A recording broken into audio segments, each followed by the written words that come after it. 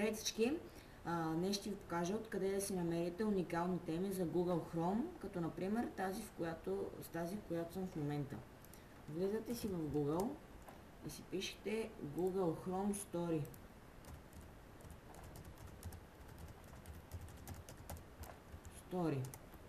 След като сте го написали в Google, ви излиза ето тази страничка, на която цъкате ето тук.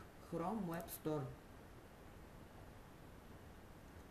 След което давате малко надолу и тук теми. Цъкате го. И ето тук имате най-разнообразни теми за Google Chrome. Например, ако сте си избрали, да речем, ето някоя такава по-хубавичка темичка. Ето, например, тази си избрали. Изборна тема. Чакате маничко и ето, темата ви е приложена. Цъкате тук и ето, темата ви е на Android. Така, сега например не искате да е тази, искате да е някоя друга. Как да я премахнете? Просто ето тук, ето, тема Android for Google Chrome, бе инсталирана.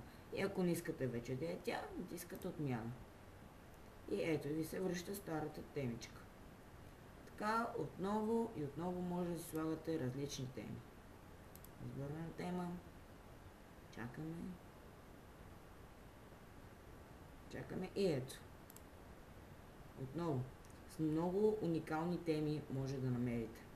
Надявам се, ако съм ви помогнал, оценявайте, коментирайте, споделяйте с приятели, това много ще ми помогне и ще се чуем в следващия клип.